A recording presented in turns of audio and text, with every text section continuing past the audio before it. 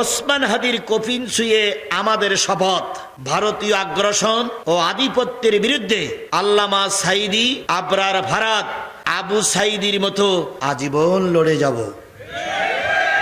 আমার মতো নাজিজুল ইসলাম 1000 মারা গেলে যে ক্ষতি হবে, সাঈদী সাহেব মারা যাওয়ার পরে তার সেই ক্ষতি বেশি হয়েছে না কম হয়েছে? এই জোরে বলেন, বেশি হয়েছে না কম হয়েছে? আমার মতো নাজিজুল ইসলাম জিহাদি মারা গেলে যত না ক্ষতি হবে, তার চাইতে কোটি গুণ বেশি ক্ষতি হয়েছে হাদিউজ্জামান হাদি মারা যাওয়ার কারণে। এখন টার্গেট নিচে হাদিকে মারার পরে এবার ঢাকা বিশ্ববিদ্যালয়ের সাদেক কাইমকে মারবে, এরপরে আরেকজনকে মারবে, আরেকজনকে মারবে। ডাক্তার মোহাম্মদ ইউনূসের ব্যাপারে আমাদের বক্তব্য, কড়া হাতে প্রতিবাদ করুন। যদি প্রতিবাদ করতে না পারেন দায়িত্ব ছেড়ে দেন। আপনারও চেয়ার ফাঁকি থাকবে না, আপনি দায়িত্ব ছেড়ে দেন, আমরা আরেকজনকে বসাই। স্বরাষ্ট্র উপদেষ্টারে বলে আপনি দায়িত্ব ছেড়ে দেন, ওখানে আরেকজনকে বসাই। কাঠের পুতুলের মতন আপনার মতন স্বরাষ্ট্র উপদেষ্টা আমাদের দরকার নাই। হয় দায়িত্ব ঠিক মতন পালন করুন, নতুবা 5-4 লাথি মেরে দাঁড়াই দেওয়া হবে। হারাম খাইয়া আমি হাদি এত মোটা তাজা হই নাই যাতে আমার স্পেশাল কফিন লাগবে। খুবই সাধারণ একটা কফিনে হালাল রক্তের হাসি মুখে আমি আমার আল্লাহর কাছে হাজির হব। কি সুন্দর কথা রে ভাই, শিক্ষা নিতে হবে। বক্তব্যটা ছিল ওসমান হাদির। আজকে হাদি মারা গেছে বলে মনে করতেছেন বিচার হবে না? বিচার অবশ্যই হবে। কাদের কারণে হাদি মারা গেছে সেগুলো খুঁজে খুঁজে বের করা হবে। প্রতিটার বিচার করে হাদির মতন তাদেরকে গুলি করে মারা হবে, গুলি করে মারা হবে। বলুন তো, আমার মতো নাজিজুল ইসলাম 1000 মারা গেলে যে ক্ষতি হবে, সাঈদী সাহেব মারা যাওয়ার পরে তার সেই ক্ষতি বেশি হয়েছে না কম হয়েছে? এই জোরে বলেন, বেশি হয়েছে না কম হয়েছে? আমার মতো নাজিজুল ইসলাম জিহাদি মারা গেলে যত না ক্ষতি হবে, তার চাইতে কোটি গুণ বেশি ক্ষতি হয়েছে হাদিউজ্জামান হাদি মারা যাওয়ার কারণে। এখন টার্গেট নিচে হাদিকে মারার পরে এবার ঢাকা বিশ্ববিদ্যালয়ের সাদেক কাইমকে মারবে, এরপরে আরেকজনকে মারবে, আরেকজনকে মারবে। ডাক্তার মোহাম্মদ ইউনূসের ব্যাপারে আমাদের বক্তব্য, কড়া হাতে প্রতিবাদ করুন। যদি প্রতিবাদ করতে না পারেন দায়িত্ব ছেড়ে দেন। আপনারও চেয়ার ফাঁকি থাকবে না, আপনি দায়িত্ব ছেড়ে দেন, আমরা আরেকজনকে বসাই। স্বরাষ্ট্র উপদেষ্টারে বলে আপনি দায়িত্ব ছেড়ে দেন, ওখানে আরেকজনকে বসাই। কাঠের পুতুলের মতন আপনার মতন স্বরাষ্ট্র উপদেষ্টা আমাদের দরকার নাই। হয় দায়িত্ব ঠিক মতন পালন করুন, নতুবা 5-4 লাথি মেরে দাঁড়াই দেওয়া হবে। 3 মাসের জন্য কেয়ারটেকার সরকার এসেছিল। কয় মাসের জন্য? 3 মাসের জন্য কেয়ারটেকার সরকার এসেছিল। আসার পরে খালেদা জিয়া, শেখ হাসিনা দুইটারই জেলে ঢুকেছিল। দুইজনেই ফখরুদ্দিন মঈনুদ্দিন আমলে একই হাড়ির ভাত খেয়েছিল, একই গেলাসে পানি খেয়েছিল। সেদিন প্রতিবাদ করার মতন কোনো লোক সাহসে রাস্তায় নামিনি। প্রতিটা ট্রেন আসে শিডিউল ছাড়া 1-2 ঘন্টা 3 ঘন্টা পরে।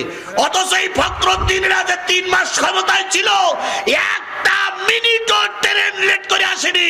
তাহলে তারা বেসরকারি সরকার যদি ক্ষমতায় যেয়ে এত কিছু করতে পারে, আপনি ডাক্তার ইউনূস 14 মাস থেকে কি ঘোড়ার ঘাস কাটতেছেন আপনি? হয় দায়িত্ব ঠিক মতন পালন করুন, অথবা দায়িত্ব কি করেন? ছেড়ে দেন। কথা বলেন ঠিক নেবে ঠিক? আপনাদের মতন লোক চলে গেলে আরেকজন আসবে।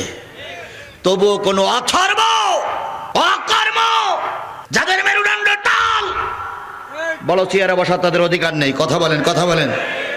মসজিদের ইমাম দিছি দায়িত্ব। মসজিদের ইমাম যদি প্রতি ওয়াক্ত যদি লোকমা দিতে হয়, প্রতি ওয়াক্ত যদি কেরাতে ভুল করে, পেশাব করে যদি না পানি নেয়, ওই ইমাম পাল্টান, আর এক ইমাম নিয়োগ দেন। প্রতিটা পদে পদে ডাক্তার ইউনূস ফেল করবে আর আমরা বসে বসে দেখবো, তা হবে না। আর কতগুলো মায়ের কোল খালি হবে, আর কতগুলো মায়ের কোল খালি হবে। আজকে হাদিরে ধরেছে, কালকে আর একজনকে ধরবে। পরশুদিন আজিজুল ইসলাম জিহাদির লাশ পড়ে থাকবে রাস্তায়। সুতরাং আমরা আর কোনো মায়ের কোল খালি দেখতে, আমরা চাই বাংলাদেশ সোজা হয়ে দাঁড়াক। ভারত যদি কোনো কিছু বন্ধ করে দেয় দিক, 14 মাস ভারত কিছু দেয় না, আমরা না খেয়ে আছি। এই কথা বলেন, আমরা না খেয়ে আছি। ও ছাগল চোরদের কোনো সম্পদ আমাদের দরকার নেই। ওরা সীমানার থেকে ছাগল চুরি করে নিয়ে যায়, ওই পাশের থেকে এই পাশের থেকে ছাগল চুরি করে নিয়ে যায়। তাহলে ওই চোরেদের আমাদের দরকার নেই। কথা বলেন ঠিক না বে ঠিক? আরে বাবা, পেজ রসুন আসে না, যেখানে 2টা পেজ খাতাম সেখানে 1টা পেজ খাবো, তবু ওদের আমার সাহায্য দরকার নেই। আমরা নিজের পায়ে সোজাই দাঁড়াতে চাই। নিজের পায়ে সোজাই দাঁড়াতে চাই। কথা বলেন ঠিক না ঠিক? আল্লাহ পাক এই সময় আমাদের সবচেয়ে বড় প্রয়োজন ঐক্য। বিএনপির ভাইরা পায়ে ধরে বলি, যদি মানুষ আপনাদের ভোট দেয় আপনারা সরকার গঠন করেন, আমরা আপনাদের পাশে থাকব। জামাতের ভাইরা আপনাদের পায়ে ধরে বলি, যদি মানুষ আপনাদের চায় আপনারা সরকার গঠন করেন, তবে এই মুহূর্তে বিএনপি আর জামাতের ভিতরে কোনো ফাটল সৃষ্টি করা যাবে না। বিএনপি আর জামাতের ভিতরে মারামারি খেসাখেসি বাঁধলেই আওয়ামী লীগ মাথা উঁচু করবে। এই জন্য আমরা দুই দল একজোট হয়ে, যেখানে আওয়ামী লীগ সেখানে মাঠ। যদি ওরা তওবা করে ফিরে আসে ওরা আমার ভাই, কিন্তু এখনো যদি শেখ হাসিনার পক্ষে গান গায়, যেখানে পাবেন সেখানে ঠ্যাঙ্গুলো করে থানায় দেবেন। তবে এই কথার মানে এই নয় আমরা আপনাদের শত্রু, আপনারা আমাদের শত্রু না। আপনারা দেশের নাগরিক, সব যদি বাদ দেই তাহলে ইসলাম প্রতিষ্ঠিত করবো কার নিয়ে? অতীতে যা হয়ে গেছে গেছে, তওবা করে ফিরে আসুন, দরজা খোলা। অতীতে যা হয়ে গেছে তওবা করে ফিরে আসুন, দরজা কি?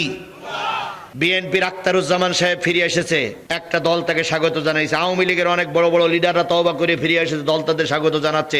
আপনারাও ফিরে আসুন, কিন্তু এখনো যদি ভিতরে ভিতরে বসে শেকল কাটাকাটি করেন, তাহলে এবারের মাঝ জনমের মাঝ। আল্লাহ হেদায়েত দিক। তাহলে 4 নম্বর লাইনে যারা দাঁড়িয়ে আছে বলবো এ তারাও এর ভিতরে আছে। আচ্ছা বলেন তো, এতক্ষণ যা ওয়াজ করলাম কোরআন হাদিস দিয়ে বলেছি তো? এই কথা বলেন, কোরআন হাদিস দিয়ে বলেছি তো? কোন সূরা, কয়টা আয়াত? 5টা 6টা আয়াত দিয়ে বলেছি। কয় শ্রেণীর মানুষ জাহান্নামে যাবে, তার ভিতরে কয় শ্রেণীর বলেছি। এইবার 4 নম্বর শ্রেণী এর ভিতরেই আছে। একসঙ্গে বাড়ি যাবেন এবার, ভ্যানে, টলিতে, মোটরসাইকেলে। সাইকেলে বাড়ি যাবেন, যাওয়ার সময় 3 জন আছে মোটরসাইকেলে। মোটরসাইকেল যে চালাচ্ছে সে হইল হুজুর, মাঝখানে যে আসে সে আরেক দলের, পিছনে যে আছে সে মসজিদের মুয়াজ্জিন।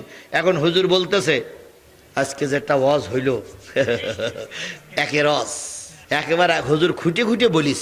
আচ্ছা চুয়াডাঙ্গার লোক দুজকে যাবে, তা হুজুর জানলো কি করি?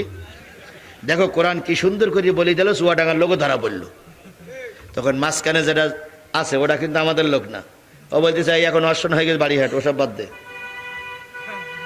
ওসব আলোচনা এখন থাক। ওয়াজ হয়ে গেছে, চল বাড়ি চল। তো বলছে বাড়ি তো যাবো, কিন্তু হুজুরির ওয়াজগুলো কাজে লাগাইতে হবে। তখন পিছনে মুয়াজ্জিন আছে, বলছে হ্যাঁ শুক্রবারে হুজুর আপনিও ঠিক মতন বলবেন, আমিও ঠিক মতন বলবো। এইবার মাঝখানে যে আছে বলছে বললাম যে বাদ দে। তা বলতেছে না ওয়াজ তো কাজে লাগাইতে হবে, তোমার এমনি এমনি নেছিনি, তোমার তো নেইছে হুজুর ওয়াজ শোনানোর জন্য। তা বলছে সব তো শুনলাম, এ হুজুরও তো ভালো। তা বলতো দেখি হুজুর যদি এতই ভালো হয় তাহলে ওয়াজ করে টাকা নেয় কেন?